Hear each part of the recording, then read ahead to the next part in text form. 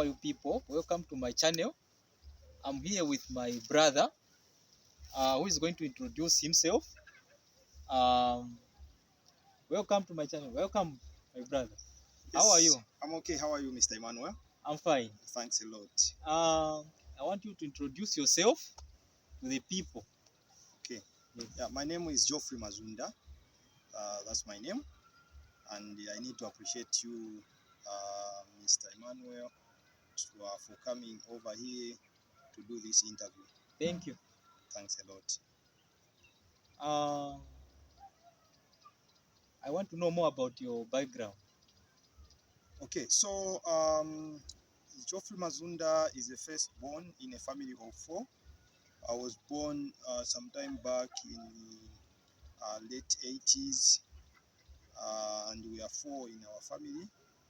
We are all brothers, and I was brought up from the rural community where my father was actually a primary school teacher. So my mother actually was just a housewife, and my father died about 18 years ago. Okay. Yeah, so that's all about Geoffrey Mazunda. And then my primary school I did from Chizukwe Primary School, that is Chief Munupas area, and then I went to Chipata Day Secondary School.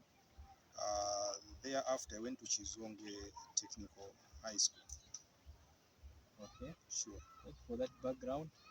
Then after Chizongwe Technical School, in terms of tertiary education. Oh yeah. After Chizongwe, by the grace of God, I did well. I had at least good points, and then I decided to shift from the village. But by then my father was late, and then I decided to go to Lusaka and stay with my uncle.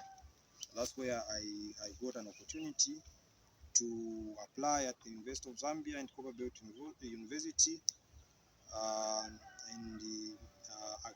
I managed to access government sponsorship, and then I went to the Copperbelt University. But I was accepted in at both universities, but I opted to go to the Copperbelt University, where I did my first degree in general forestry. I spent about 5 years. Initially, I was supposed to do 4 years program. Unfortunately, I was held up in 2 courses. Then I went back to finish the other year, because what it is that when you're held up, you are given another year. So I did a program of 4 years in 5 years period. But at the end of the day, I graduated. Okay. Sure. Nice to hear that from you. Please. I've got a background which is it's a mixed one. Oh yeah. Yeah, it's a mixed background. Sure. My question is that I've been hearing that you have been helping youths find scholarships, going to the universities, colleges. How are you doing it? Oh, okay. No, that's a good one, and I'm happy to share this. Yeah, being brought up from the rural community uh, taught me a lesson. In rural community, information is always a problem. Yeah. So I had an opportunity to go to university because I shifted from the village to Lusaka. That's where I started interacting with my old schoolmates, and then they guided me on how to apply at university. And then little did I know that there is even government sponsorship. Whilst in the village, we could hear about government sponsorship, but there was a lot of issues of corruption attached to it. And then all I had in mind is that you can only access government academic loan when you are linked to some of the government officials. Maybe your relative is working with the bursaries committee. Yeah. Yeah, such issues, and for those that have got no any link to these government institutions, then no matter how you can try to do applications, you can't be picked. But I was guided rightly by my old schoolmates who were at these institutions already. They guided me on how to go about it. Not until I got government sponsorship to start my degree program in forestry in the Copperbelt University. So when I went to CBU, when I went to the Copperbelt University, the first few days at campus, I started reflecting, and then in the night, there was a resounding voice, a very faint voice, which was actually telling me, reminding me the challenges that young people have in the rural community where I come from. So I was encouraged through this voice. I was encouraged actually to spend more time when we are on vacation, to spend more time in the village and interact with young people. So yeah, it came to pass that I started interacting with young people whenever I'm on vacation, and I picked one young man whom I helped to do the applications. He was accepted, and then I moved in to help him about how he can access government funds, government sponsorship. Then he went to CBU. So when I graduated, I realized to say it's a huge task which really needs dedication. So then I realized to engage some few friends so that we can formalize it. And then upon formalizing it, we named the initiative Rural Youths for Higher Learning Foundation, where our main goal was actually to help young people with good grade 12 results, help them do the applications, help them guide them on how they can access these funds to go to university.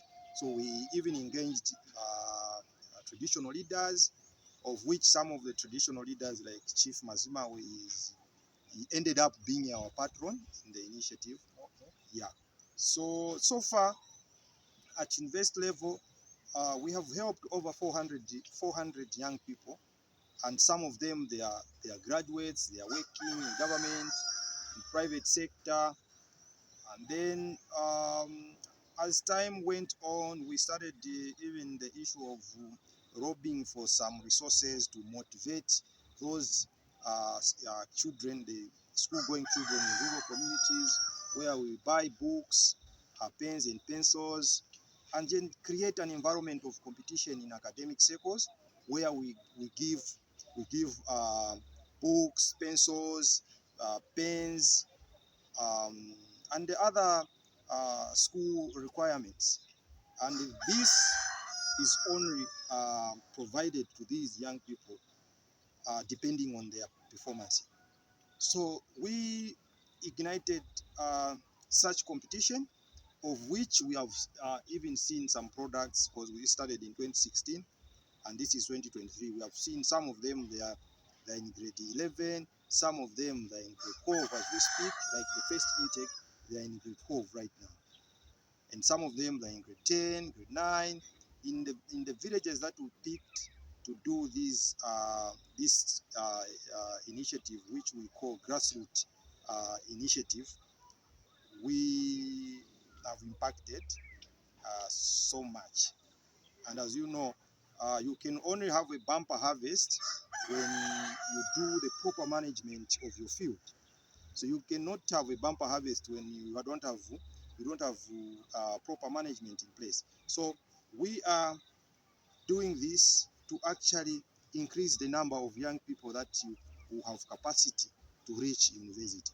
Because the government can have capacity to support young people, but if they are not available, then this support will end up to people who are already well to do. Yeah. So in as much as these young people are coming from the poor background, humble background, but we make them understand that everything is possible. They can transform their families, but they must really commit themselves. to do what they are supposed to do, so that much needed help can be provided to them. But so far so good. We have continued doing applications, and we have an office, because we are based in Chipata, Eastern Province, and then we have an office in Kapata market, where we do all the necessary applications for them to go to Unza, CBU, Mulumbushi University, and the young people that are doing the application exercise, they are actually beneficiaries of the same initiative. So they've come on board to take part in different activities, so that a lot can be helped to access university education. Okay. Sure. You have explained a lot. Yeah. I've seen that you have helped also a lot. Sure. Now, sure. How can you advise those youths who are saying that because I'm coming from a poor background, so I cannot succeed in life? Okay, that's a good question. I'm even writing a book. It's in progress. I haven't yet even reached 80% of it. Okay. The title of the book is "Poverty Not an Excuse." Okay. Yeah, It's a good title. yeah.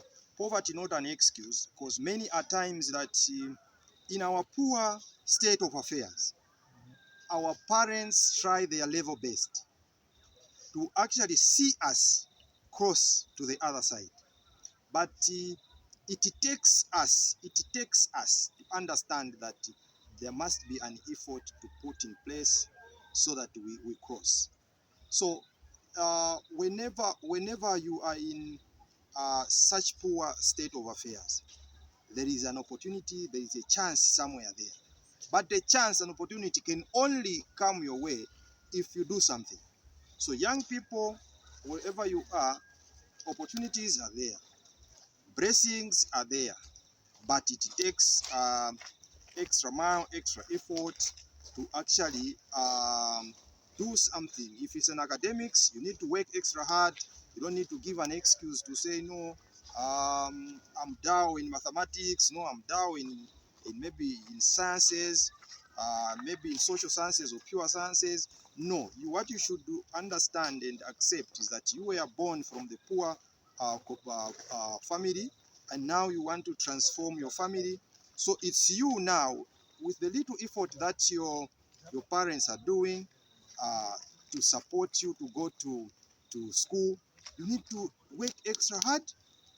Wherever you feel like you're lagging behind, you ask from those that are doing fine in whichever subjects, not until you find yourself among those that are doing fine. So when you do fine, even people, even society will definitely have spaces where you can fit in. People will come in to help you. I'll give an example. There's a program, there's a component where we identify young people as a special case. So those that have scored in society, those that have scored high marks, like the grade 9s, if someone score maybe 450 points to go to grade 10, grade 7, maybe 750 or 720 to go to grade 8. Those are special cases.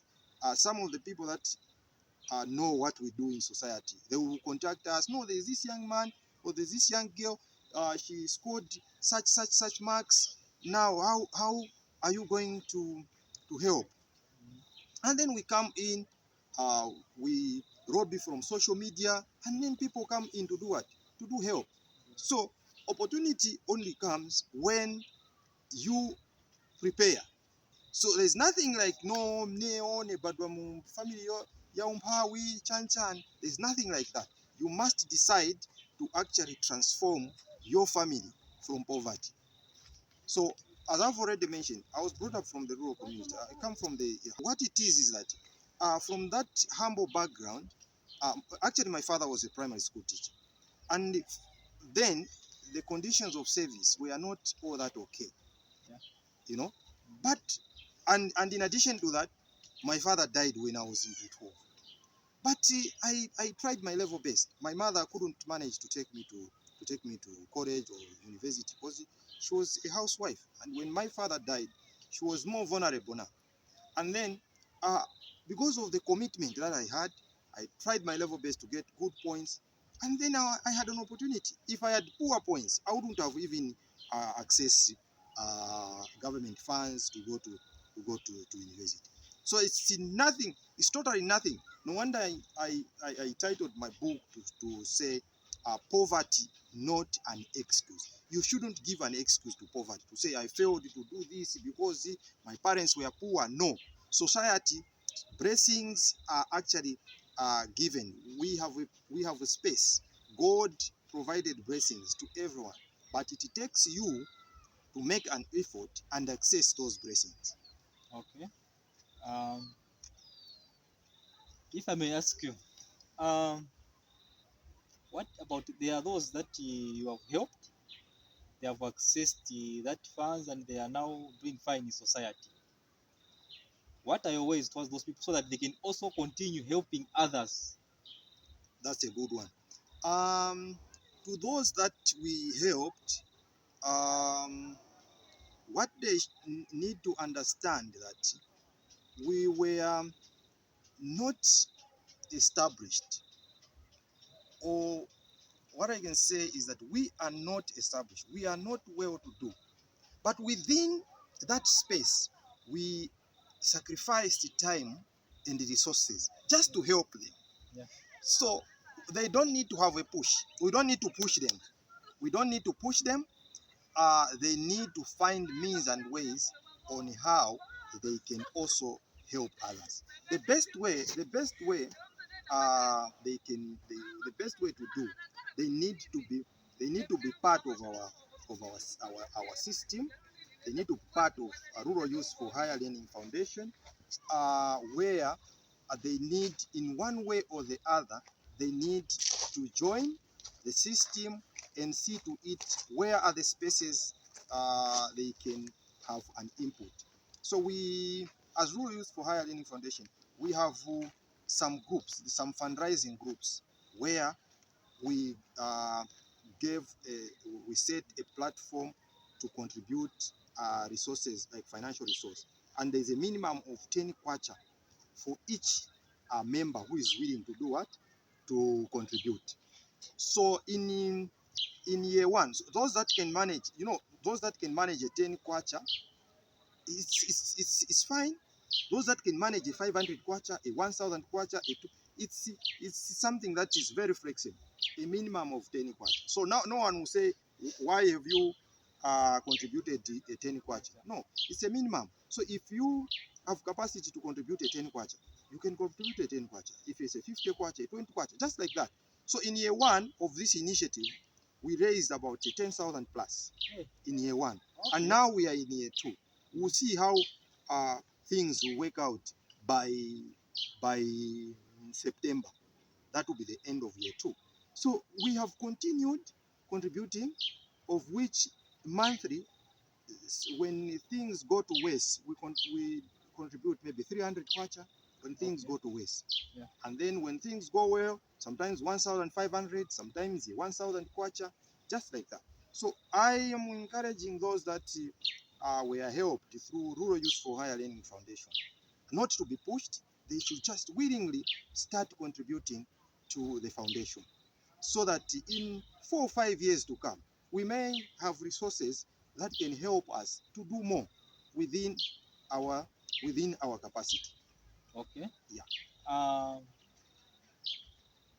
What are the challenges that you have faced in terms of organizing this same organization that you are doing? What are the challenges that you are facing? The challenges are a lot. Okay. Some of the big challenges we have is actually transport resource to get us to the targeted rural communities. So transport is one challenge, and then the other challenge, we are in a busy world now. Yeah. So you find that sometimes to coordinate young people to come together, hold meetings, more especially executive meetings.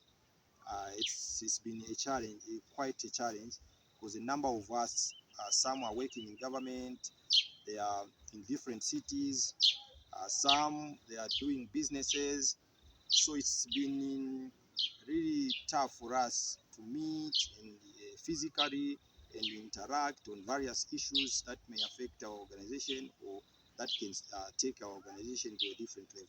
So in most cases, you find that we hold these meetings, we hold virtual meetings, of which sometimes, technology has got its advantage and disadvantages. You find that a number of them find it difficult to connect, just like that. Yeah.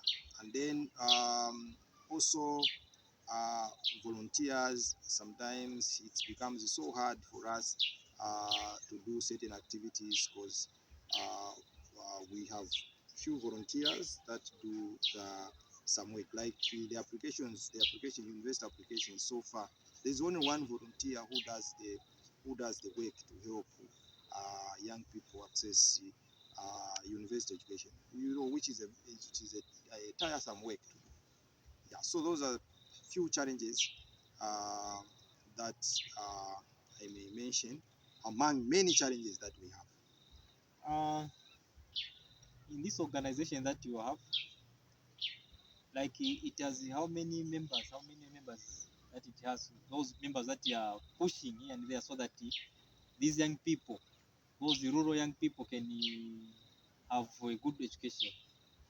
Okay, so our organization has got um, a good number of members, of which 10 of them are executive members, Okay.